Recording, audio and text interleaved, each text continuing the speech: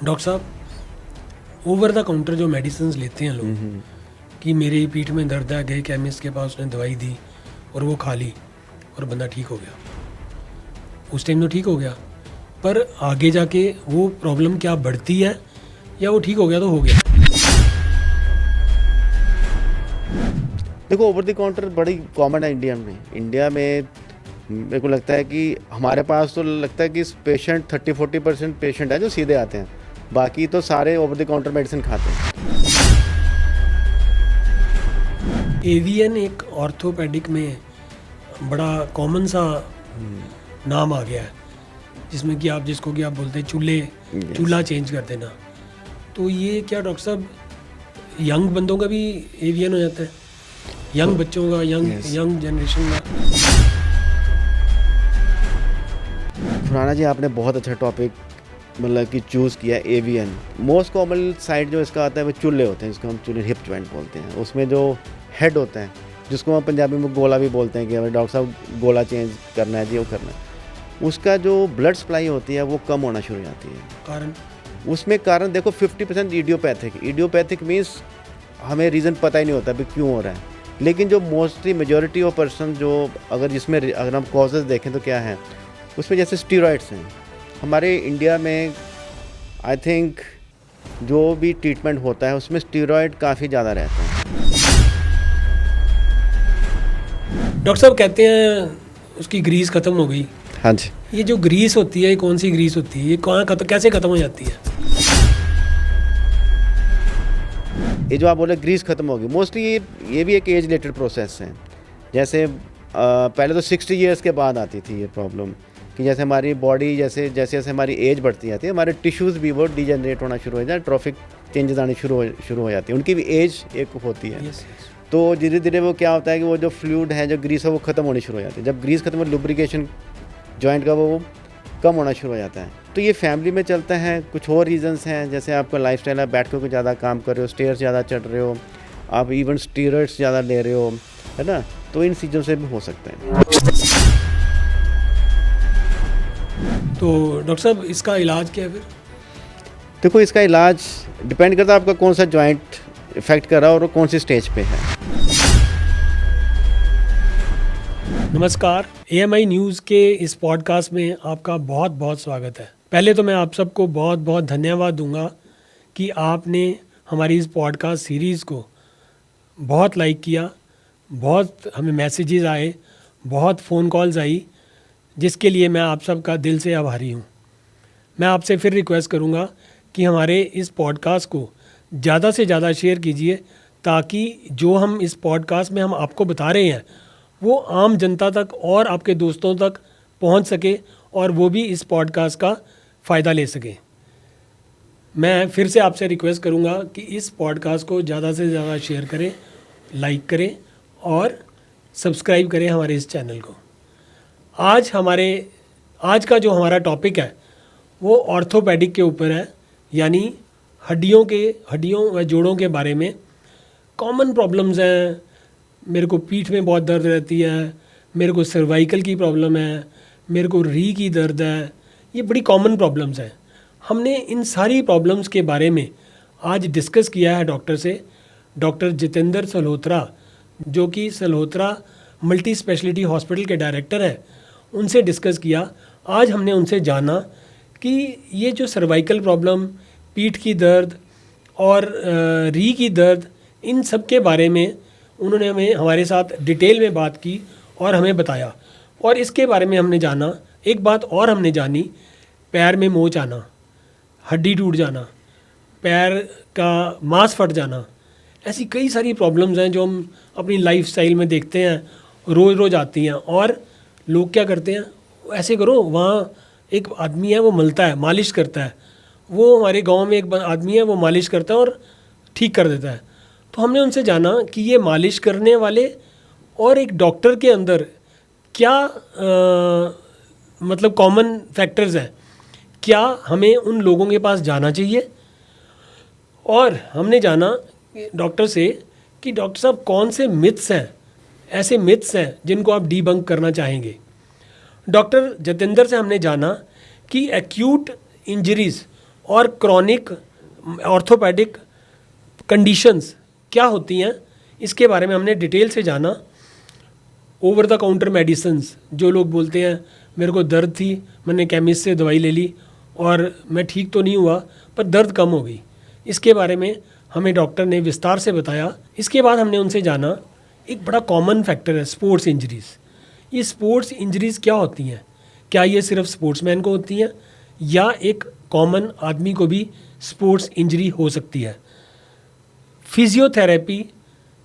Physiotherapy एक बड़ा common word है जो कि हर ऑर्थोपेडिक अपनी इलाज करने के बाद फिजियोथेरेपी की सलाह देते हैं।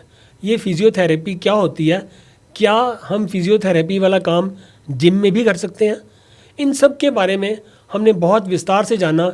नी रिप्लेसमेंट क्या होती है, चूल्हे की समस्या क्या है, जिसको कि एवियन समस्या बड़ी कॉमन है, इन सब के बारे में हमने जाना। आप आराम से बैठिए, रिलैक्स कीजिए और इस पॉडकास्ट का मज़ा लीजिए। डॉक्टर साहब, स्वागत है आपका हमारे इस पॉडकास्ट सीरीज़ में। तो डॉक्टर साहब, पहले तो मुझे ये बताइए कि आप क्या शुरू से सोचा था कि मैं एक डॉक्टर बनूंगा? चलो, पहले Anil ji thank you so much, आपने मेरे को यहाँ पे मौका दिया, अपने ऑफिस बुलाया मेरे को। पहले तो मैं सारे आपके व्यूअर्स को ये कहना चाहता हूँ कि आपके ऑर्थो के रिलेटेड जो भी प्रॉब्लम्स हैं, जो भी आपको डाउट्स हैं, मिथ्स हैं, जो भी प्रॉब्लम्स हैं, आज मैं पूरी कोशिश करूँगा कि नील जी के साथ डिस्कशन करके हम उसको आपको पूरा क्लियर करने की कोशिश करेंगे। अब सेकंड क्वेश्चन है कि मैं कभी डॉक्टर बनने का सोचा कि नहीं सोचा था। तो अगर मैं सच में आपको रियलिटी में बताऊं तो मैं डॉक्टर नहीं बनना चाहता था, क्योंकि मेरी फैमिली में मैं सबसे छोटा हूं घर पे, तो मेरे 3 ब्रदर वो सारे इंजीनियर्स हैं। तो मेरा एक तरह का माहौल बन जाता है जब आप फैमिली में एक चीज़ चलती है, जैसे वहाँ पे जैसे इंजीनियरिंग सारे डॉक्टर बनेंगे, अगर इंजीनियर, तो मेरा भी एक माइंडसेट बन चुका था कि मेरे को मैकेनिकल इंजीनियर बनना है। लेकिन एनी हाउ, जैसे मेरे बड़े ब्रदर, तीनों ब्रदर कहते नहीं है तेरे को डॉक्टर बनाना है, कि हम लोग तीनों इंजीनियर हैं, हमें आप एक फैमिली में डॉक्टर चाहिए। तो मेरा, अगर मैं बोलूं तो ये डिसीज़न, चलो बाद में तो एक मेरा वो प्रोफेशन बन चुका है, लेकिन जो डिसीज़न था वो सोली मेरा डिसीज़न नहीं था, it was a family decision कि मेरे को डॉक्टर बनना है। तो मेडिकल कहाँ से किया आपने?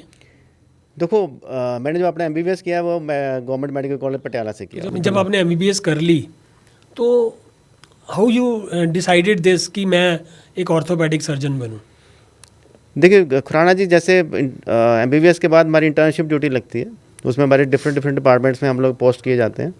तो जब मैं ऑर्थोपेडिक डिपार्टमेंट में गया तो मेरे को वहाँ पे बड़ा मतलब कि एक इंटरेस्ट लगा कि यार देखो, मतलब कि एक तरह का आप डॉक्टर्स भी हो और एक आपका इंजीनियर भी हो। तो ये बैकअप, यस वो मैकेनिकल इंजीनियर वाला एक सपना था। मेरे को लगा नहीं, इस ब्रांच में मेरे को इसी ब्रांच में रहना चाहिए, कि जो मेरा एक तरह का ड्रीम था कि मैकेनिकल जहाँ कुछ ऐसा काम करना है, तो वो उसमें मेरा पूरा हो रहा है। डॉक्टर साहब, एक बात बताइए कि जब आप ऑर्थोपेडिक सर्जन बन गए तो उसके बाद आपने सीधा पठानकोट आ गए या कहीं जॉब भी की? नहीं, देखो, जब हम ऑर्थोपेडिक सर्जन, जैसे खुराना जी एक मैं बताइए, बड़ी लंबी प्रोसेस होती है ऑर्थोपेडिक सर्जन बनने की। जैसे हम लोग 3 साल का कोर्स होता है ऑर्थोपेडिक्स का। पहले डॉक्टर बनते हैं, पहले हम MBBS करते हैं, उसके बाद हाउस जॉब करते हैं। हाउस जॉब, चलो आप अगर आप इंटर्नशिप में ही आप अच्छा पढ़ लो तो आप सीधा एक डिग्री में जा सकते हो। जैसे 3 ईयर हमारा पोस्ट ग्रेजुएशन प्रोग्राम होता है, जिसको हम लोग MD MS बोलते हैं। तो जैसे समझ लो कि मैंने एक MS ऑर्थोपेडिक्स कर ली, क्योंकि मैंने MS ऑर्थोपेडिक्स मेरे CMC लुधियाना से है। तो उसके बाद क्या होता है कि हमें एक सीनियर रेजिडेंसी प्रोग्राम होता है। सीनियर रेजिडेंसी प्रोग्राम मीन्स कि उसमें थोड़ा हमें अपने स्किल्स जो होते हैं, सर्जिकल स्किल्स जो होते हैं, उसको हमें इम्प्रूव करने का एक तरह का मौका मिलता है, क्योंकि under supervision of our senior doctors. तो वो 2 साल का प्रोग्राम होता है। तो उसका रीज़न ये है कि आपको SRशिप करनी पड़ती है। जैसे मैंने एक ऑर्थोपेडिक सर्जरी कर ली है, वहाँ पे जाके मैंने क्या किया कि मैंने सीखा है, देखा है अभी कि कैसे क्या करना है। जब तक आप अपने हाथों से कोई काम नहीं करोगे तो तब तक आप एक परफेक्शनिस्ट नहीं बन सकते। जहाँ आपको काम मतलब कुछ सीखना है तो आपको थ्योरेटिकली आप पढ़ चुके हो, अब आपको प्रैक्टिकली काम करना है, तो आपको SRशिप करनी पड़ेगी। उसमें क्या है कि हमें सर्जरी करने को मिलती है तो उसमें क्या है कि आप स्किलफुल हो जाते हो अपने उसकी ब्रांच में। तो यही है कि भाई टोटल आपका कहने का मतलब है 5.5 साल एक, 3 साल एक, 3 साल 10.5 एक और 2 साल एक, तो 10, अगर आप 10.5, इट्स 11 लॉन्ग साल लग प्रोसेस जाते 10-11 साल लग जाते हैं कि आपको एक अच्छा सर्जन बनने में। ओके। तो तब कभी जाके आपका कॉन्फिडेंस बिल्डअप होता है और आप अपनी अच्छे से परफॉर्म कर सकते हो जो भी मतलब 11 साल की मेहनत है आपकी। यस और डेफिनेटली। उसके बाद फिर आपने कहीं जॉब भी की, उसके बाद सीनियर यस रेजिडेंसी डेफिनेटली। फिर मैंने देखो मेरी सीनियर रेजिडेंसी पहले मैंने सीएमसी में ही किया था, फिर उसके बाद एसपीएस अपोलो हॉस्पिटल है लुधियाना, वहाँ पे मैंने 2 साल का किया एसरशिप। उसके बाद फिर पठानकोट में कैसे आया है ना, वो थोड़ा मैं आपको बता देता हूँ कि पठानकोट जैसे ये था कि एक बैक ऑफ माइंड रहता है कि यार I belong to that area, कि मैं पठानकोट से वो बिलोंग करता हूँ। तो जब आप थोड़ा सा अपने आप को कॉन्फिडेंस बिल्डअप हो जाता है, आप थोड़ा स्किलफुल हो जाते हो, तो फिर आप एक्सप्लोर करते हो यार क्या करना चाहिए आगे। तो फिर मेरे को ये लगा कि यार जैसे हमारा पठानकोट एरिया है, क्यों ना मैं वापस जाके अपने ही एरिया में जाके अपने ही लोगों को अपनी सर्विसेज प्रोवाइड करूं, कि वहाँ पे जाके मैं उनकी सेवा करूं, उनको अच्छे से, मतलब कि जो भी ऑर्थोपेडिक्स में जो मैं सर्विस देता हूँ मैं वहाँ जाके देता हूँ। तो ये एक मेरा ड्रीम था कि मैं अपने ही इलाके में वापस आऊँ और अपने ही लोगों की सेवा करूँ। और इसीलिए आपने हॉस्पिटल भी अपने ही इलाके में बनाया। डॉक्टर साहब, सबसे पहले मैं आपसे एक बात पूछूंगा हाँ जी। कि मुझे ये बताइए कि बड़ी कॉमन प्रॉब्लम है सर्वाइकल की। आम आदमी पीठ दर्द, बहुत पीठ में दर्द है, लोअर बैक में दर्द है, और री की दर्द जिसे कि आप sciatica pain, yes sciatica pain है। तो इसके बारे में थोड़ा बताइए, ये क्यों होती है और इसका क्या इलाज है? देखो अनिल जी, आपने बड़ा अच्छा क्वेश्चन पूछा है। आजकल हमारी डेली प्रैक्टिस में अगर हम लोग, जो मेजॉरिटी ऑफ पेशेंट हमारे पास आ रहे हैं वो सर्वाइकल स्पाइन, जिसको हम सर्वाइकल भी बोलते हैं, लोअर बैक एक, और जैसे वो री की दर्द जिसको हम शियाटिका इंग्लिश में बोलते हैं। पहले अगर हम सर्वाइकल का डिस्कशन करें, सर्वाइकल आजकल जैसे मैंने देखा है कि it's all related to our lifestyle, जहाँ हमारा पोस्चर कैसा है। अभी जैसे आजकल जो जितनी भी मैं देख रहा हूँ, जितने प्रोफेशंस हैं, जहाँ स्टूडेंट्स हैं, उनका सारा काम ही सोशल मीडिया पे चल रहा है। सोशल मीडिया मीन्स लैपटॉप हो गया, आपका कंप्यूटर हो गया, और आपका ये मोबाइल, जो सबसे बड़ी जो चीज़ है जो सर्वाइकल के लिए मैं रिस्पॉन्सिबल मानता हूँ। हम थोड़ा पीछे चलते हैं, आज से कुछ 3 साल पीछे चलते हैं, जब थोड़ा कोविड का टाइम था।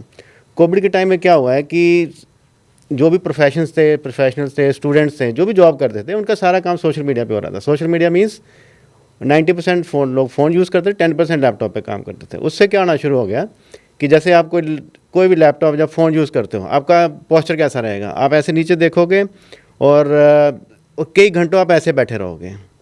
अब मैं जैसे आप बोलूँ कि अगर मैं ऐसे एंगल पे एक नेक को बेंड करके कोई काम कर रहा हूँ, उससे क्या होगा कि हमारे जो नेक है, जो इसको हम सर्वाइकल स्पाइन बोलते हैं, उसको बहुत ज़्यादा लोड आता है। और धीरे धीरे क्या होगा, ये लोगों पहले तो ये था कि चलो प्रोफेशनल हम लोग इसको कर रहे थे, लेकिन धीरे धीरे लोगों को इसकी ज़रूरत बनती गई, जहाँ इसकी एडिक्शन होती गई। अब जैसे मैं बोलता हूँ कि जैसे कई लोग मैं देखता हूँ कि हमारे ओपीडी में आते हैं, डॉक्टर साहब कि मेरी नेक में बहुत पेन हो रही है। तो थोड़ी सी अगर हम थोड़ी हिस्ट्री लें तो हमारा एक क्वेश्चन बड़ा रहता है कि आप मोबाइल तो नहीं ज़्यादा यूज़ कर रहे हो। तो वो पेशेंट चाहे कुछ बोले, लेकिन उनके साथ जो जहाँ उसका कोई रिलेटिव बैठा है, जहाँ उसका हस्बैंड, जहाँ वाइफ बैठी है, वो झट से बोल देंगे डॉक्टर साहब ये तो एक घंटा रात को 2-2 बजे तक तो मोबाइल देखते हैं। तो ये बहुत बड़ा रीज़न है। और मैं बोलता हूँ केवल हम लोग भी जब बैठे हैं, फ्री बैठे हैं, तो उसमें क्या होता है, जैसे कि रील चलती है, और रील में क्या होता है, एक रील, दूसरी रील आती है, तीसरी रील आती है, हम लोग एक आधा घंटा वो देखते रहते हैं, क्योंकि आजकल यही का ज़माना है। आप क्या सर्च कर रहे हो, आप क्या देख रहे हो, वो सब पता होता है इनको, कंपनी वालों को। आपको वही चीज़ आपको फ़ोन पे दिखाएंगे जो आप देखना चाहते हो। तो आप केवल उसमें इतना बिजी हो जाते हो, या इतना, मैं तो कहता एक तरह की एडिक्शन ही हो चुकी है। तो खुराना जी, ये जो सर्वाइकल की प्रॉब्लम है, ये जो हमारा पोस्चर है, हमारा लाइफस्टाइल है, इसके कारण मैं तो सबसे बड़ा रीज़न इसी को मानता हूँ। डॉक्टर साहब, मुझे याद है एक वो टाइम था जब हम किसी भी जगह, चाहे वो आपके डॉक्टर के वेटिंग एरिया हो, चाहे वो कोई सा भी वेटिंग एरिया हो, वहाँ मैगजीन्स पड़ी होती थी। उसके बाद मैगजीन्स के बाद ज़माना आया टीवी का, तो टीवी चल रहा होता था, लोग टीवी में बिजी हो जाते थे। आज के ज़माने में अगर आप देखोगे, मैक्सिमम लोग अपने मोबाइल पे बिजी होंगे।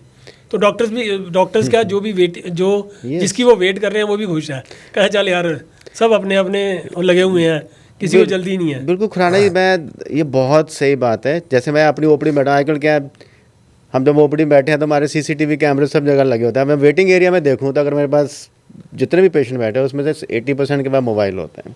वो सारा वो मोबाइल पे ही अपना जो भी टाइम पास करते हैं। कि अपना वेटिंग एरिया में टीवी लगा होता है, टीवी तो कोई मेरे ख्याल देखता ही नहीं आजकल। मैगजीन तो बहुत, मेरे ख्याल वो तो पीछे की बातें एक होगी। पीछे चलेगी, अब तो मैगजीन का आप छोड़ दो। ये जो प्रिंट मीडिया है जो लोगों को थोड़ा एंटरटेन करता था आज से 5 साल पहले, वो 10 ख़त्म साल हो पहले। चुका है कि सारा काम सोशल मीडिया पे है। और एक रीज़न है जो हमारी जितनी भी ये बैक लेटर प्रॉब्लम इसके कारण है।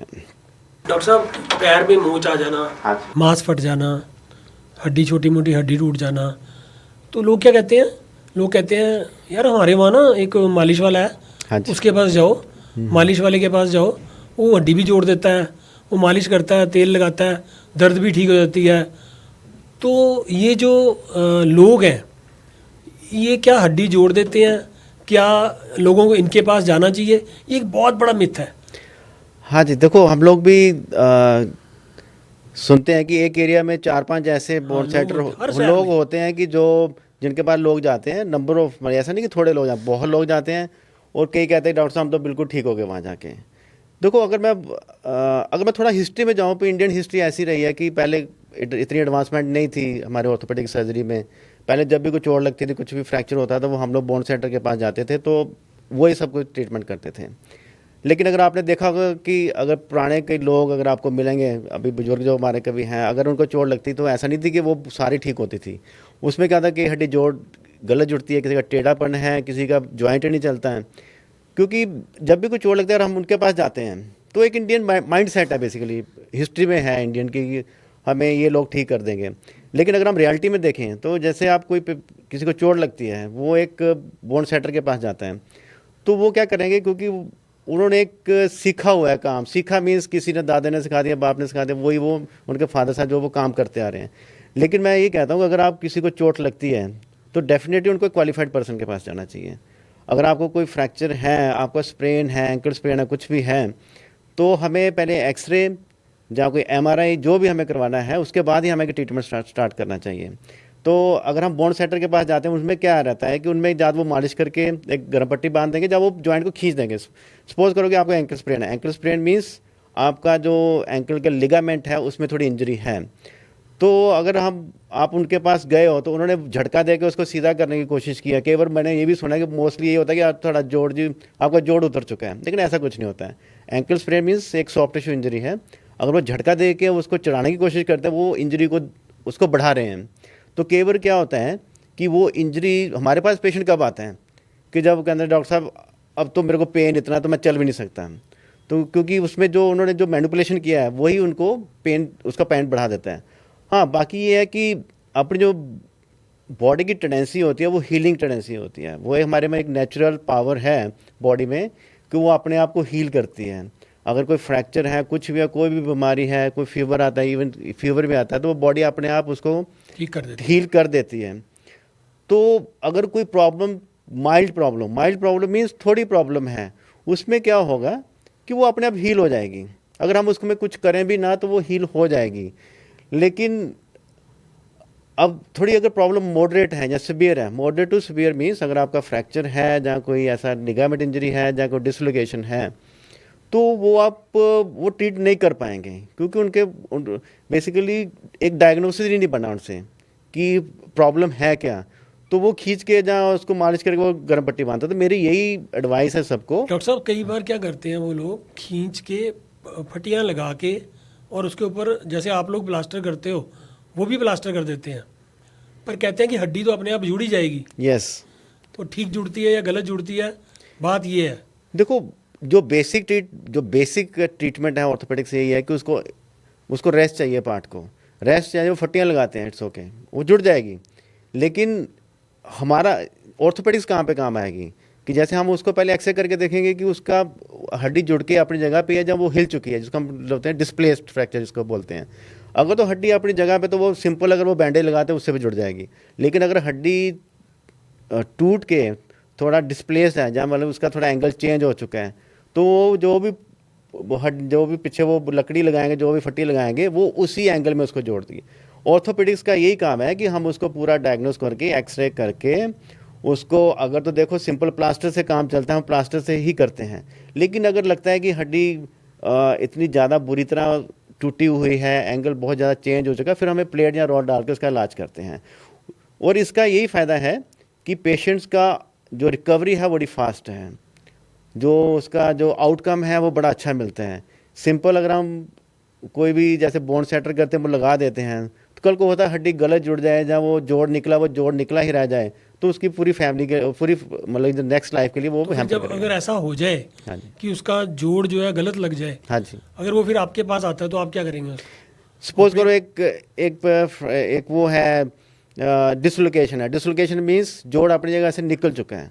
अगर तो पेशेंट हमारे पास ना आके उनके पास चला जाता है, वो क्या करेंगे, वो थोड़ा खींचेंगे, जहाँ वो फट्टी लगा के उसको वहीं पे वो कर देंगे, इमोबिलाइज कर देंगे। लेकिन होगा क्या, लेकिन जोड़ वो चढ़ेगा नहीं, जोड़ वो वैसे ही पड़ा होगा।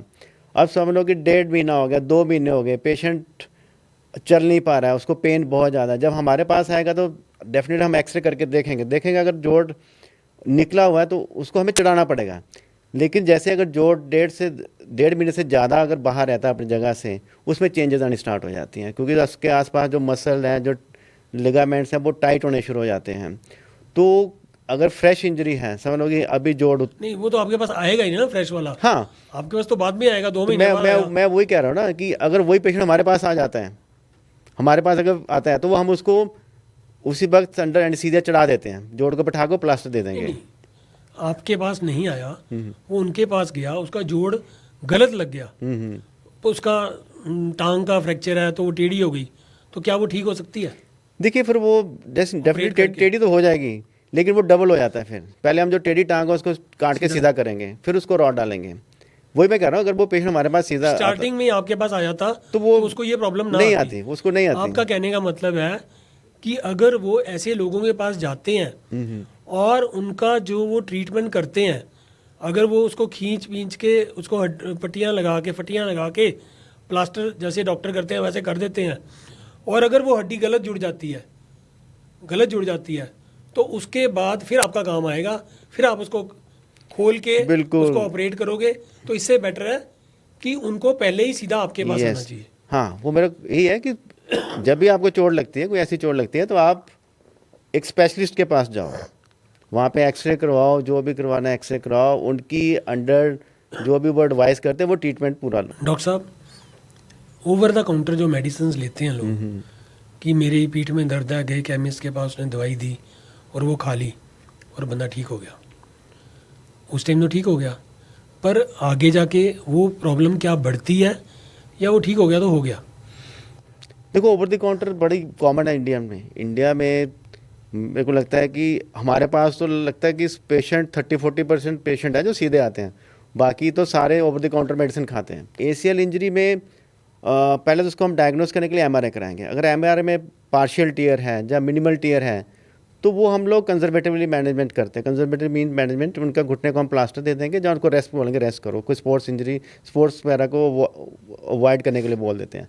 हाँ, अगर टोटल टीयर है, जिसको कंप्लीट टीयर बोलते हैं ACL का, उस कंडीशन में फिर हम लोग देखते हैं पेशेंट की एज क्या है। अगर तो हाई डिमांडिंग पेशेंट है, हाई डिमांडिंग पेशेंट मीन्स जैसे स्पोर्ट्स पर्सन है, यंग पेशेंट है, जिसको भागना भी है, काम भी करना है, सब कुछ करना है, डेफिनेटली उसमें ऑपरेट करना पड़ता है। अगर पेशेंट मतलब कि जैसे ओल्ड एज इंजरी, जैसे कोई इंजरी है, जैसे कोई मोर देन 70 ईयर्स हैं, तो जिसको इतना चलना नहीं है, कोई स्पोर्ट्स नहीं है, आराम से वो रेस्ट भी कर सकते हैं, या अपनी जो लाइफस्टाइल उसको मॉडिफाई कर सकते हैं, उसको हम कंजर्वेटिव ही मैनेजमेंट करते हैं। लेकिन हाँ, हाई डिमांडिंग पेशेंट्स एंड जो यंग पेशेंट हैं, उसमें हमें ऑपरेट ही करना पड़ता है। AVN एक ऑर्थोपेडिक में बड़ा कॉमन सा नाम आ गया है, जिसमें कि आप जिसको कि आप बोलते हैं चूल्हा चेंज कर देना। तो ये क्या डॉक्टर साहब यंग बंदों का भी AVN हो जाता है, यंग बच्चों का, यंग जनरेशन का? खुराना जी, आपने बहुत अच्छा टॉपिक मतलब कि चूज़ किया। AVN मतलब कि जिसको हम लोग इंग्लिश में बोलते हैं avascular necrosis of femoral head. Most common side जो इसका आता है वो चूल्हे होते हैं, जिसको हम चूल्हे हिप जॉइंट बोलते हैं। उसमें जो हेड होता है, जिसको हम पंजाबी में गोला भी बोलते हैं कि डॉक्टर साहब गोला चेंज करना है जी, वो करना है, उसका जो ब्लड सप्लाई होती है वो कम होना शुरू हो जाती है। कारण? उसमें कारण देखो 50% इडियोपैथिक मीन्स हमें रीज़न पता ही नहीं होता भी क्यों हो रहा है।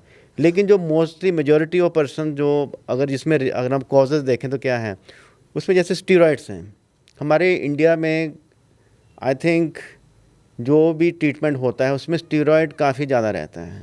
जितने ये मैं बोलना नहीं चाहता हाँ था, जी। जितने ये गली मोहल्लों में जो डॉक्टर्स हैं वो ज़्यादातर ट्रीटमेंट ही स्टीरॉइड से करते हैं। हाँ खुराना जी, आप देखिए कि जब भी आप इनके पास जाओगे तो वो कभी भी आपको मेडिसिन उसमें नहीं मिलेंगी। यस, जैसे होता है ना कि ओपन मेडिसिन ओपन मेडिसिन देते हैं वो कभी भी कोई मेडिसिन जैसे हम लोग देते हैं प्रॉपर उसमें लिखा होता है, सब कुछ होता है, वो ऐसे नहीं देंगे। वो आपको डोजेस बना के दे देंगे, ये तीन गोलियां आप खा लो तो उसमें आपको पता ही नहीं क्या डाला हुआ है। तो मोस्टली स्टीरॉइड ही डॉक्टर साहब, होते मैंने हैं। ये भी देखा कि वो जो डॉक्टर्स हैं, वो जो पेशेंट्स हैं, वो उन्हीं से ठीक होते हैं। देखो मोस्टली कोई उनके ऊपर ज़्यादा फेस होता है। देखो वही ना, जैसे एवियन का हम लोग रीज़न स्टीरॉइड भी मान रहे हैं, तो स्टीरॉइड मेरे को लगता है कि 50% जो लोकल जो प्रैक्टिस करते हैं उसमें स्टीरॉइड होता है। तो वो जो स्टीरॉइड जब हम बॉडी में जाएगा तो वो डेफिनेटली आपकी जॉइंट्स को, मतलब स्टीरॉइड आपकी बॉडी के हर एक पार्ट को वो इफेक्ट करता है। तो अगर वो जॉइंट्स को इफेक्ट करेगा तो डेफिनेटली जो एवास्कुलर नेक्रोसिस जो आपने डिस्कशन का टॉपिक चूज़ किया है, तो वो वहाँ पे जाके उसकी ब्लड सप्लाई को कम कर देगा। जैसे ब्लड सप्लाई कम हो गई, वो जो जिसको हम लोग फिमोरल हेड या वो चूल्हा बोलते हैं, वो धीरे धीरे ख़राब होना शुरू हो जाता है। तो जैसे ये आप खराब होने में कितना टाइम लेता है? देखो, अगर इसकी 4 स्टेजेस होती हैं, 1 2 3 4। अगर हम फर्स्ट स्टेज की बात करें तो उसमें जैसे कोई पेशेंट, जैसे मेरे पास एक पेशेंट आया है, यंग पेशेंट है, और वो बता रहा है डॉक्टर साहब मेरे को ना यहाँ से दर्द स्टार्ट होती है हिप जॉइंट से, मेरी थाई में जाती है। तो अगर मैं उसको एक्सरे करवाऊंगा तो वो एक्सरे में अगर वो एवियन है तो वो एक्सरे में डिटेक्ट नहीं होगा, क्योंकि बड़ी अर्ली चेंजेस है, वो एक्सरे में नहीं आएगी। तो मेरा तो यही रहता है कि मेरे पास अगर कोई पेशेंट आता है कि डॉक्टर साहब मेरे यहाँ पेन हो रही है, ये यहाँ तक जा रही है, तो मेरा रहता है कि पहले मैं इसका MRI करवा लूँ। उसका रीज़न क्या है कि अगर हम इस डिजीज़ को अर्ली स्टेज में डिटेक्ट करते हैं तो उसको हम ट्रीटमेंट नॉन सर्जिकल भी कर सकते हैं। लेकिन मोस्टली क्या होता है कि पेशेंट जब तक हमारे पास आता है वो एडवांस स्टेज में होता है, क्योंकि वो एक्सरे करवा के आता है। एक्सरे में अर्ली स्टेजेस का तो पता ही नहीं चलता। तो जब तो हमारे पास है वो सीवियरली, मतलब कि डैमेज जॉइंट होता है, वो हमें रिप्लेस करना पड़ता है। तो कई बार आपने सुना होगा जी वो 20 साल का लड़का था, उसका चूल्हे चेंज करने पड़ गए। तो वो यही रीज़न है, वो एवियन रीज़न है। एवियन को मेरा यही एडवाइस है कि अगर आपको कोई ऐसी प्रॉब्लम है तो उसका अच्छे से डायग्नोस करवाओ। अगर हम एवियन को अर्ली डायग्नोस करेंगे, उसका अर्ली ट्रीटमेंट हो जाए, तो हमें ये केवल हमें जो जॉइंट चेंज करना है उसकी ज़रूरत नहीं पड़ेगी। मेडिसिन से ठीक हो जाएगा?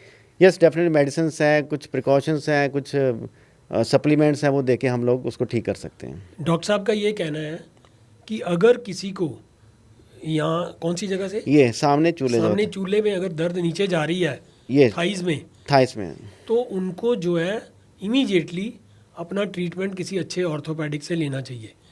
अगर आप इसको जितना डिले करेंगे उतना ही आपके लिए ये नुकसानदायक होगा। अल्टीमेटली आपको चूल्हा चेंज करवाना पड़ेगा। यही कहना है डॉक्टर साहब आपका? बिल्कुल इसका अर्ली डायग्नोस बहुत ही ज़रूरी है। डॉक्टर साहब कहते हैं उसकी ग्रीस ख़त्म हो गई। हाँ जी। ये जो ग्रीस होती है, ये कौन सी ग्रीस होती है? ये कैसे ख़त्म हो जाती है? देखो ग्रीस, अगर हमारे पास आते हैं पेशेंट, डॉक्टर साहब फलाने डॉक्टर ने कहा जी ग्रीस ख़त्म हो गई। ग्रीस ख़त्म होने का मतलब है कि आपकी जो जॉइंट्स है, कोई भी जॉइंट्स ले लो, मोस्टली जो ये जो प्रॉब्लम, इसको हम इंग्लिश में अपनी ऑर्थोपेडिक्स में ऑस्टियोथ्राइटिस बोलते हैं। ऑस्टियोथ्राइटिस मीन्स आपका जो घुटनों में या किसी भी जॉइंट में एक तरह का मटेरियल रहता है, इसको हम साइनोवियल फ्लूइड बोलते हैं। वो एक ग्रीस का काम करते हैं, वो लुब्रिकेट करता है अपने जॉइंट्स को। That is a lubricant. That's a lubricant. होता है क्या कि जैसे जैसे ये ग्रीस जो है, ये जो लुब्रिकेंट है, हाँ जी, ये हमारे सब जॉइंट्स में होता है या सिर्फ ये नीज में ही होता है? नहीं, सभी जॉइंट्स में होता है। Okay. लेकिन क्योंकि मोस्ट कॉमन जो अफेक्टेड जॉइंट है वो नी जॉइंट है, तो हम लोग ज़्यादा प्रॉब्लम नी जॉइंट की आती हैं। तो ये जो आप बोले ग्रीस खत्म होगी, मोस्टली ये भी एक एज रिलेटेड प्रोसेस है। जैसे पहले तो 60 ईयर्स के बाद आती थी ये प्रॉब्लम, कि जैसे हमारी बॉडी जैसे जैसे जैसे हमारी एज बढ़ती जाती है, हमारे टिश्यूज़ भी वो डिजेनरेट होना शुरू हो जाए, ट्रॉफिक चेंजेस आने शुरू हो जाती है। उनकी भी एज एक होती है। Yes, yes. तो धीरे धीरे वो क्या होता है कि वो जो फ्लूइड है, जो ग्रीस है, वो ख़त्म होनी शुरू हो जाती है। जब ग्रीस खत्म हो, लुब्रिकेशन जॉइंट का वो कम होना शुरू हो जाता है। और धीरे धीरे जब ग्रीस ख़त्म होगी, और ग्रीस के साथ साथ हमारे जॉइंट्स के अंदर एक तरह का कुशन भी होता है ना। जैसे अगर घुटनों में हम लोग बोलें तो उस क्वेश्चन को हम मेनिस्कस बोलते हैं, झिल्ली बोलते हैं, शॉकर्स जिसको बोलते हैं, कि जब बॉडी का पूरा वेट अपने ऊपर लेता है लेकिन एक तरह का स्पंज का काम करता है। तो एज के साथ साथ वो स्पंज हैं, जो वो शॉकर्स हैं, वो भी ख़राब होने शुरू हो जाते हैं। तो ये सबके साथ होता है या नहीं, ऐसा नहीं है, इसमें जेनेटिक बड़ी वो रहते हैं, जैसे आपकी फैमिली की हिस्ट्री में है, वो आपको भी चांसेस है कि आपको भी रहेगा। तो बाकी थोड़ा लाइफस्टाइल पे रहता है, लेकिन मोस्टली जेनेटिक और ये लाइफस्टाइल पे डिपेंड करता है। मैं ये नहीं बोलता कि सबको ही होता है। अब मैंने कई पेशेंट ऐसे भी देखे 80 ईयर्स के, उनके बिल्कुल जॉइंट ठीक है, उनके बोन सारे ठीक हैं। तो ये फैमिली में चलता है। कुछ और रीजंस हैं, जैसे आपका लाइफस्टाइल, आप बैठ कर कुछ ज़्यादा काम कर रहे हो, स्टेयर्स ज़्यादा चढ़ रहे हो, आप इवन स्टीरॉइड्स ज़्यादा ले रहे हो, है ना, तो इन चीज़ों से भी हो सकता है। तो डॉक्टर साहब इसका इलाज क्या है फिर? देखो, इसका इलाज डिपेंड करता है आपका कौन सा जॉइंट इफेक्ट कर रहा है और कौन सी स्टेज पे है। अब हम लेके चलते हैं कि घुटनों में भी बड़े, घुटनों के अलावा जैसे हम जॉइंट्स, ये जो अपर लिम्ब जॉइंट है, ग्रीस द्वारा डल नहीं सकती? नहीं, आजकल आते हैं इंजेक्शन जी। आजकल हमारे पास ऑप्शंस हैं। आजकल जैसे स्टेजेस, अगर बड़ी अर्ली स्टेज है, पेशेंट बड़ा पेनफुल है, तो उसको पहले मेडिसिन प्रिस्क्राइब करेंगे, थोड़ी प्रिकॉशंस हैं कि क्या करना है क्या नहीं करना है, और एक्सरसाइजेस, स्पेशल उस जॉइंट की एक्सरसाइजेस। तो वो ग्रीस कैसे आ जाएगी अंदर? देखो, आप जितनी एक्सरसाइज करोगे आप तो और घिसेंगे? नहीं, ऐसा नहीं होता खुराना जी। आप कभी भी किसी के घुटनों की प्रॉब्लम होगी ना, तो वो हमें ये आके बोलेगा, डॉक्टर साहब जब मैं उठती हूँ ना, बैठ के उठती हूँ, जब उठता हूँ तो मेरे बहुत पेन स्टार्ट होती है, एकदम मेरे से चला नहीं जाता है, मैं थोड़ा चलना स्टार्ट करती हूँ तो मैं ठीक हो जाती हूँ। जितनी आप एक्सरसाइज करो, वो उतनी ही ग्रीस अंदर घुटनों में बनती है, जब उस जॉइंट में बनती है। तो आप जितनी रेगुलर एक्सरसाइज करोगे तो उतना ही आपके जॉइंट्स, आपके बोन्स, आपके मसल हेल्दी रहेंगे।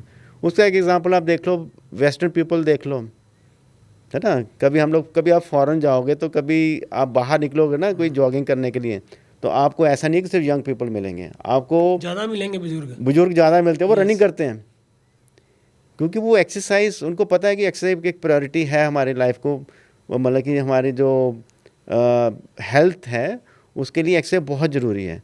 तो ऐसा नहीं है कि हम ज़्यादा एक्सरसाइज करें तो हमारी घुटनों की ग्रीस खत्म है, ऐसा कुछ नहीं है, वो आपको प्रोटेक्ट ही रहेंगे। डॉक्टर साहब ये जो घुटनों का घुटने आप चेंज भी कर देते हैं? हाँ जी, बिल्कुल कर देते हैं, जिसको हम नी रिप्लेसमेंट कहते हैं। बिल्कुल। अक्सर देखा जाता है कि जब प्रॉब्लम स्टार्ट होती है, से फॉर एग्जांपल किसी 45 साल के मेल या फीमेल को ये प्रॉब्लम स्टार्ट हुई, लोग कहते हैं, अक्सर कहते हैं, ओ नहीं अभी थोड़ी चेंज कराने हैं, अभी तो तुम्हारी उम्र ही क्या है, थोड़ा निकाल लो टाइम, अभी तो ओरिजिनल है, अभी अगर हम डलवा लेंगे वो तो डुप्लीकेट होंगे या फॉरेन बॉडी होगी। तो क्या आप क्या एडवाइस करते हैं कि वो उसको 45 साल में ही अगर वो ख़राब है तो हाँ जी, चेंज करवा लेनी चाहिए, सो दैट उसका जो बाकी का जो लाइफ स्पैन है वो कंफर्टेबल हो जाए, या सचमुच में उसको वेट करनी चाहिए 60, 62, 65 साल के होने की? देखो, हम नी रिप्लेसमेंट की बात करें तो इट मीन्स रिलेटेड टू नी, या तो उसमें ओस्टियोथ्रेटिक प्रॉब्लम है बेसिकली, जिसको हम ग्रीस खत्म होगी वो प्रॉब्लम डिस्कस कर रहे हैं। होता क्या है कि इसमें एक तो एज रिलेटेड है, मोस्ट कॉमन है एज रिलेटेड है, कि आपकी एज हो रही है, आपके घुटने ख़राब हो गए, आपको चेंज कराने पड़ते हैं। लेकिन अब यंग पेशेंट की बात कर रहे हैं, जैसे अब कोई स्पोर्ट्स पर्सन है, उसको 20, 25 या 30, 35 साल में कोई इंजरी हुई, नी की इंजरी हुई है उसको, जैसे उसको फ्रैक्चर हो गया या कुछ ऐसा, कोई झिल्ली या मेनिस्कल इंजरी या ACL हुआ इंजरी उसको, तो होता क्या है कि उस घुटने में, पर्टिकुलर घुटने में धीरे धीरे वो चेंजेस जो एज के साथ साथ आती है वो थोड़ी जल्दी आनी स्टार्ट हो जाएंगी ना। सो हम लोग यार सपोज करोगे 40 ईयर्स पेशेंट है, तो वो मेरे पास आएगा, डॉक्टर साहब मेरे घुटने में बहुत प्रॉब्लम है, तो फिर हम उसको पूछेंगे कैसे, कभी कोई पुरानी चोट तो लगी? हाँ डॉक्टर साहब, मेरा ये पुराना फ्रैक्चर हुआ था। तो जैसे कोई फ्रैक्चर है, कोई इंजरी है, उस केस में यंग एज में पेशेंट में भी ये प्रॉब्लम आनी स्टार्ट हो चुकी है, ठीक है। हाँ, अगर आप बोलो कि डॉक्टर साहब अब 45 ईयर्स का पेशेंट है, उसके घुटने ख़राब है, क्या वो रिप्लेसमेंट होनी चाहिए? डेफिनेटली होनी चाहिए, अगर तो उसका लाइफस्टाइल हैम्पल हो रहा है। एक हम लोग बोलते हैं daily activities of life. Daily activities of life means जो हम लोग डेली अपना काम करते हैं। अब एक वॉशरूम जाना है, तो पेशेंट इतना पेनफुल है, या उसका नी इतना स्टिफ है कि इतना ही पेनफुल, वेट वो डाल ही नहीं सकता, वो जा ही नहीं सकता वहाँ तक, तो वो स्टेज नी रिप्लेसमेंट की है। उसमें हम एज नहीं देखते कि इसमें एज कितनी है, वो चाहे कितनी भी एज का पेशेंट हो, उसमें नी रिप्लेसमेंट करवानी चाहिए। मेरा मतलब ये था पूछने का डॉक्टर साहब कि अक्सर लोग ये कहते हैं गुजारा कर लेंगे, अभी तो ओरिजिनल है, तो हाँ, अभी थोड़े 10-15 साल रुक जाते हैं। हाँ, तो वो क्या उनको पेन में ही रहना चाहिए ओके। या उनको चेंज करवाना चाहिए? बेसिक मोटिव ये है मेरा पूछने का। अक्सर लोग ये कहते हैं नहीं नहीं ये तो ओरिजिनल है, तो वो उसको खींचते हैं। यस। तो मेरे कहने का मतलब ये है कि क्या उनको उस पेनफुल ज़िंदगी में ही 10-15 साल निकालने चाहिए या उनको डिसाइड कर लेना चाहिए नहीं अभी मैं इसको चेंज करवा लूँ तो मेरी आगे की लाइफ जो है थोड़ी कंफर्टेबल हो जाएगी? देखो खुराना जी, डेफिनेटली उसको घुटना चेंज करवाना चाहिए अगर रिक्वायर्ड है अगर रिक्वायर्ड है तो। लेकिन एक थोड़ी इंडियन मेंटालिटी है कि जब तक चीज़ चल रही है चलाओ। चल रही है तो उसको चलाओ। एक एग्जांपल देता हूँ, आप हम लोग रोज़ एक टूथपेस्ट तो यूज़ करते हैं ना, जब तक उसकी वो लास्ट भी एक वो रह नहीं जाता, जब चाहे बेलन लेके उसको ना करना पड़े, निकालना पड़े, हम निकाल के उसको करते हैं। तो वही हम लोग अपनी बॉडी के साथ कर रहे हैं, अपने जॉइंट्स के साथ कर रहे हैं। तो जब तक उनको लगता है कि चाहे मैं पेन में हूँ, मतलब कि मैं है तो कितनी मेरा तकलीफ, original मेरा है। ओरिजिनल है, तो मैं इसको क्यों चेंज करें? ये बिल्कुल गलत है। आप देखिए, अगर आपको 45 ईयर्स में एक प्रॉब्लम आ गई नी की, आपने वही नी रिप्लेसमेंट कराया 55 में जाके 10 साल बाद, यही मतलब है है, ना? यही पूछना चाहता अब उसके उनके जो आप वर्किंग हो, 45 में आप वर्किंग होगे, कुछ ना कुछ काम तो करते होगे, चाहे आप हाउस लेडी हो, आप घर का काम करोगे, अगर आप जॉब करते हो आप जॉब का काम करो, आपको 10 ईयर्स वो पेनफुल रहेंगे। एक Yes. प्रोडक्टिव जो ईयर्स ऑफ लाइफ है वो आपने अपने घुटने के कारण जितनी आपको लाइफ में प्रोडक्टिविटी देनी चाहिए थी, आउटपुट देने, वो नहीं दे नहीं पाए। दे पाए। तो ये हमें थोड़ी मेंटालिटी चेंज करनी पड़ेगी कि नहीं जी जितने देर चलते हैं चलाओ। नहीं, जब आपको तकलीफ़ है तो उसको चेंज कराओ। आपको अपना काम देखो। आपका सबसे बड़ा है कि अगर आपको ठीक है यार, आप कोई ऐसा काम, मतलब कि ठीक है मेरा चल जाता है यार, कि नहीं मैं करवाता तो मेरे को लाइफ में कोई फ़र्क नहीं पड़ने वाला। लेकिन उन पेशेंट को मेरी एडवाइस है कि आप एक अननेसेसरी एक पेन को वो अननेसेसरी टॉलरेट कर रहे हो, लेके चल रहे हो। तो आप चाहे हाउस वाइफ हो, आप वर्किंग हो, कुछ भी हैं, अगर आपको प्रॉब्लम है, आप डेली एक्टिविटी परफॉर्म नहीं कर पा रहे हो उस नी के कारण, आपको चेंज करवाना चाहिए। डॉक्टर साहब ये जो चेंज करवाने के बाद हाँ जी। कहते हैं, I am not sure, you may tell better, घुटना चेंज करवाने के बाद जो पेशेंट है हाँ जी। वो 100% परफेक्ट हो जाता है as good as natural one, या फ़र्क रहता है नेचुरल का और उसका? देखो उसमें बड़े फैक्टर काम करते हैं। ऐसा नहीं है कि मैं नहीं बोलूँगा कि अगर आप नी रिप्लेसमेंट कराया तो आपको 100% वो आपको अच्छा रिजल्ट मिलेगा। इस पे बहुत चीज़ें डिपेंड करती हैं। एक तो आपकी सर्जिकल टेक्निक बड़ी डिपेंड करती है। घुटना knee replacement it's not a कि जो ख़राब होना उसको निकाल के हम निकालें, वो जो नया वो आर्टिफिशियल हम डाल देंगे, ऐसा कुछ नहीं है। It's a tissue balancing surgery. Tissue balancing क्या होता है? जैसे आपका घुटना है तो आपका अंदर की साइड भी मसल्स हैं, बाहर की साइड भी मसल्स हैं। बेसिकली हमें अंदर और बाहर वाले साइड जो मसल्स जो भी हैं, स्ट्रक्चर जो भी हैं, उसको हमें इक्विवेलेंट करना होता है। हम एक टेंट की वो करते हैं, एक टेंट की एग्जांपल लेते हैं। एक टेंट लगाया, टेंट तब तक ही सही खड़ा रहेगा जब तक वो दोनों तरफ से उसको जो रोप्स लगाए हैं उसका जो सही बैलेंस बना हुआ। अब एक तरफ से खींच के देखो, वो टेंट उस तरफ जाएगा। तो यही है, knee replacement means it's a tissue balancing surgery. उसमें आपको बैलेंस बनाना नी का। तो जो आर्टिफिशियल जॉइंट हम लोग डालते हैं, डेफिनेटली हाँ उसका अपना रोल है, क्योंकि वो तो करेंगे। लेकिन अगर आपने टिश्यू बैलेंसिंग सही नहीं की तो आप जितना मर्जी मतलब कि कॉस्टली इम्प्लांट डाल दो, वो नी सक्सेसफुल नहीं होगा। सेकंड आता है आपका फिजियोथेरेपी का रोल। नहीं, एक मिनट, यहाँ पर आपने बोला कि आप जितना मर्जी महंगा गोटा डाल दो, मतलब इम्प्लांट डाल दो, हाँ जी। तो अगर करने वाला ठीक नहीं है, इसका मतलब तो ये हुआ ना, जो कर रहा है, ऑपरेट कर रहा है, ही और she should be very perfect. Yes, उसका एक्सपीरियंस उसका एक्सपीरियंस काउंट करता है। कितना भी महंगा इम्प्लांट डाल दिया और वो सेट नहीं बैठा तो वो बंदा तो परेशान रहेगा ना। नहीं देखो, मैं ये बोलूँगा कि अगर कोई ऑपरेट कर रहा है तो वो तो क्वालिफाइड ही होगा, हाँ, है ना? नहीं, पर कई वो लोगों डेफिनेटली को- क्वालिफाइड होता है। लेकिन यस हाँ, हमें जब भी हम नी रिप्लेसमेंट करता है, हमें ये ख्याल रखना है, पूरा ये इस चीज़ को श्योर करना है कि हमारा जो सॉफ्ट टिश्यू जो बैलेंस है वो नहीं, डॉक्टर बिल्कुल साहब, सही ये तो हो। आपने देखना है। हाँ जी। ये तो जो कर रहा है उसने देखना है, जो करवाने वाला है उसको क्या देखना चाहिए कि वो कहाँ जा रहा है। मैं ये बोल रहा हूँ, वो कोई भी हो, किसी भी शहर में हो, किसी से भी करवा रहा हो, उस पेशेंट को या उस बंदे को ये देखना, बंदा हो या बंदी हो, उनको ये देखना चाहिए कि हम जिसके पास भी ऑपरेशन करवाने जा रहे हैं वो डॉक्टर कितना क्वालिफाइड है, क्या उसकी हिस्ट्री क्या है, मेरे ख्याल से ये भी मैटर करता नहीं होगा। देखिए, डेफिनेटली ये मैटर करता है। तो मेरा तो यही एडवाइस है कि अगर आप किसी डॉक्टर के पास जाते हो, देखो सारे क्वालिफाइड डॉक्टर हैं, तो उनका जो भी उन्होंने पहले कोई नी रिप्लेसमेंट किया है जो पेशेंट है, आपको वो थोड़ा उसका फीडबैक ले लेना चाहिए, है ना। तो उसका डॉक्टर साहब ये जो इम्प्लांट्स हैं, हाँ जी, ये भी कई तरह के होते हैं, इसमें बहुत क्वालिटी होती है। इसमें बहुत वैरायटी है, मतलब कि अब तो बहुत एडवांसमेंट आ चुकी है इसमें। इसमें नंबर ऑफ़ इम्प्लांट्स हैं, आपको कैसा घुटना चाहिए, आपकी वो जैसे आप चाहिए वो ऐसा इम्प्लांट आपको मिल जाएगा। अब जैसे पहले क्या था कि नी रिप्लेसमेंट जो जितने भी इम्प्लांट थे वो सारे इंपोर्टेड होते थे, अब ऐसा नहीं है, इंडियन इम्प्लांट भी आते हैं। लेकिन हाँ, वो डिपेंड करता है कि जैसे अभी कई इंडियन इम्प्लांट भी बड़े अच्छे आ रहे हैं, क्योंकि मैं नहीं बोलता कि इंडियन इम्प्लांट ठीक अच्छे नहीं हैं, अच्छे इम्प्लांट हैं।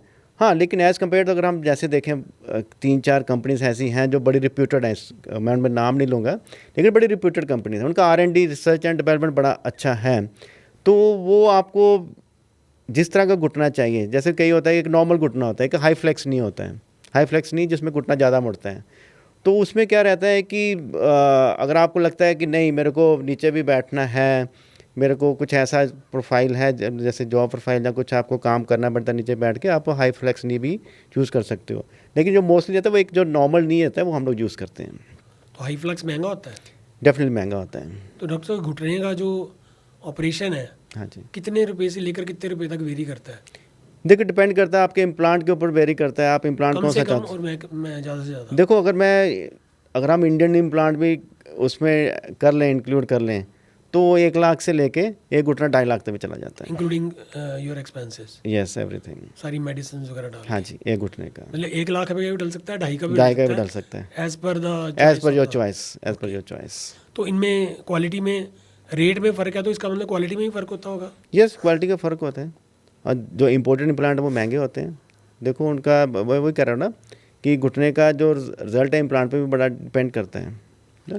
तो डेफिनेटली सर्जरी, उसको जैसे surgical technique, implant and physiotherapy, ये तीनों के अब ऊपर इसके डिपेंड बाद करता है। आपके बाद आपने घुटना डाल दिया, हाँ जी, तो ये नहीं है कि वो घुटना डाल दिया तो 10 दिन के बाद चलना शुरू कर देगा, उसके बाद किसका फिजियोथेरेपी का रोल आएगा? देखो जैसे आज हमने नी रिप्लेसमेंट किया किसी पेशेंट का, तो आज जैसे किया तो परसों तो हम उनको बिठा देते हैं, चलाना शुरू कर देते हैं, क्योंकि जितनी ही जल्दी हम उनको फिजियोथेरेपी स्टार्ट करेंगे उतना ही उनको अच्छा रिजल्ट मिलेगा।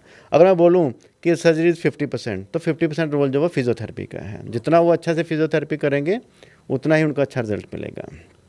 और सर फिजियोथेरेपी, योगा और जिमिंग, हाँ जी, इनका कोई आपस में वो तालमेल है कि कई बार कोई प्रॉब्लम्स होती हैं, हम कहते हैं कि फिजियोथेरेपी करा लो तो उससे ठीक हो जाएंगी, कई कहते हैं नहीं नहीं जिमिंग करो, जिमिंग करने से शरीर खुलेगा, कई कहते हैं नहीं योगा करना चाहिए, तो इनमें क्या कोई रिलेशन है? देखो अगर हम फिजियो या योगा की तरफ जाएंगे तो इसके लिए आपको एक अलग से पॉडकास्ट करना पड़ सकता है। ओके। लेकिन अगर मैं फिजियोथेरेपी जैसे कि बात करता हूँ, अगर किसी को कुछ चोट लगती है या कोई ऑपरेट हुआ है या कुछ भी हुआ है, उसको फिजियोथेरेपी की ज़रूरत है, तो ऐसा नहीं है कि कोई भी उनको फिजियोथेरेपी करवा सकता है। ओके, मतलब योगा एक अलग चीज़ है। जैसे आपने कोई इम्प्लांट डाला हाँ जी, या आपने कोई ऑपरेट किया, तो उसके बाद सिर्फ और सिर्फ काम फिजियोथेरेपी का है, ना कि योगा, ना कि जिमिंग। नहीं जिमिंग अलग चीज़ है, जिमिंग अलग चीज़ है ना। योगा भी अलग चीज़ है। योगा में आपको, आप फिट हो, आप जाके योगा कर रहे हो, उसमें कई पोस्चर होते हैं, आपको टांगे ऐसे बैठना, क्रॉस लेग भी बैठना पड़ सकता है, कुछ भी है ना, सूर्य नमस्कार सारा उसमें आता है। जिमिंग टोटली डिफरेंट है। जिमिंग फॉर फिटनेस है ना, कि हम लोग जिम क्यों जा रहे हैं, कि हम लोग फिट रहे हैं, है ना। उसमें क्या आता है, वो जिम ट्रेनर रहते हैं वहाँ पे। अगर हम पर्टिकुलर फिजियोथेरेपी की तरफ देखें तो फिजियोथेरेपी एक मतलब कि बड़ा वास्ट सब्जेक्ट है फिजियोथेरेपी। जैसे मैंने किसी का नी रिप्लेसमेंट किया है, तो ये नहीं है कि कोई भी उसको योगा के साथ उसकी फ्लेक्सिबिलिटी मेंटेन कर लेगा, जहाँ जिमिंग वालों के साथ वो कर लेगा, ऐसा कुछ नहीं है।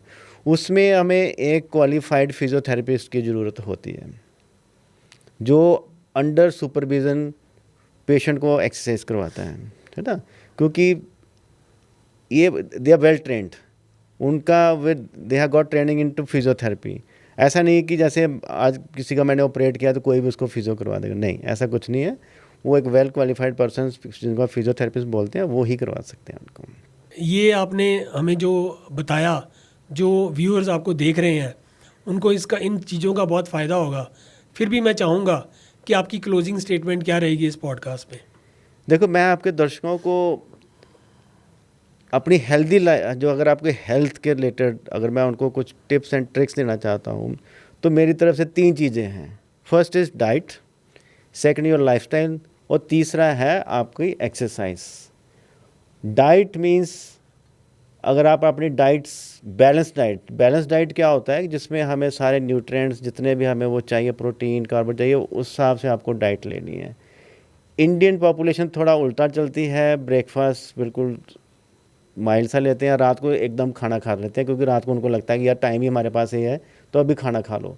तो मेरा ये एडवाइस है कि ब्रेकफास्ट हैवी लो, लंच थोड़ा हैवी कर लो, रात को चाहे आप बिल्कुल कुछ ना लाओ तो चलेगा। सेकंड है आपका लाइफस्टाइल। जैसे आपने बोला खुराना जी, बैक एक बहुत ही कॉमन प्रॉब्लम है। वो लोग इसके साथ मतलब कि इतने ज़्यादा वो मतलब कि इफ़ेक्ट हो रहे हैं कि उनका बेसिकली जो डेली का काम है वो भी उनके लिए करना मुश्किल है। उसके लिए है लाइफस्टाइल, आपका जो पोस्चर है। अगर आप काम कर रहे हो तो अपने आप को सीधा रखो। थोड़ा जैसे आपको ज़्यादा बैठना पड़ता है तो आप थोड़ा उठ के थोड़ा चलो। अगर लगातार आपको बैठना पड़ता है तो अपना थोड़ा सा पोस्चर चेंज करते रहो विद इन जहाँ पे आप बैठे हो। थर्ड आपकी फिजिकल एक्सरसाइज। सुबह उठो, आधा घंटा कुछ भी करो, जिमिंग करो, जॉगिंग करो, कार्डियो करो, कुछ भी करो आप लेकिन कुछ करो अगर आपको हेल्दी रहना है। तो मेरा यही है कि आप इन तीनों चीज़ों को अपनी लाइफ में एक प्रायोरिटी पे लेके चलो। अगर आप इनको फॉलो करते हो तो आई थिंक 6 महीने बाद अपने आप इसका रिजल्ट देख लोगे। तो खुराना जी, दर्शकों को यही है कि डाइट, लाइफस्टाइल और तीसरा फिजियोथेरेपी, अपनी फिजिकल एक्सरसाइज, इस पर ध्यान दें। डॉक्टर साहब, मेरे को किसी व्यूअर ने एक मैसेज भेजा है इसी के ऊपर, कायाकल्प विचार। कहता है, आज सुबह मेरे पास दिल का फ़ोन आया, कहने लगा, बॉस मैं तुम्हारे लिए बिना रुके 24 घंटे चलता हूँ, परंतु तुम मेरे लिए 1 घंटा भी नहीं चल सकते। यस। कब तक ऐसा चलेगा? अगर मैं रुक गया तो तुम गए, और अगर तुम रुके तो मैं गया। यस। क्यों ना ऐसा करें कि साथ साथ चलें और साथ साथ रहें जीवन भर। बॉस, अभी भी वक्त है। कल से तुम सिर्फ 1 घंटा मेरे लिए चलो। मेरा वादा है, मैं बिना किसी रुकावट के 24 घंटे चलता रहूँगा। तुम्हारा अपना दिल। जो आपने बात बोली, ये तो आई थिंक उन्होंने एक कंक्लूड कर दिया जी। हमारा जो पॉडकास्ट था ना, ये एक उन्होंने जो शेयर भेजा उसमें पूरा कंक्लूड हो गया कि आप अपने दिल का ख्याल रखो, दिल आपका ख्याल रखेगा। तो ये था हमारा पॉडकास्ट ऑर्थोपेडिक के ऊपर। डॉक्टर जतिंदर सल्होत्रा, जो कि डायरेक्टर हैं सल्होत्रा मल्टी स्पेशलिटी हॉस्पिटल, फंगोली चौक, पठानकोट के, इन्होंने खुल के विस्तार में हमें बताया कि क्या क्या करना चाहिए और क्या क्या नहीं करना चाहिए। मुझे उम्मीद है कि आपको ये पॉडकास्ट पसंद आया होगा। अपने विचार लिखकर ज़रूर भेजिए, अपने कमेंट्स भेजिए और बताइए कि आप आगे किसको देखना चाहेंगे। मेरी आप सब से फिर से गुजारिश है कि इस पॉडकास्ट को ज़्यादा से ज़्यादा शेयर करें और लाइक करें और हमारे चैनल को सब्सक्राइब करें। धन्यवाद।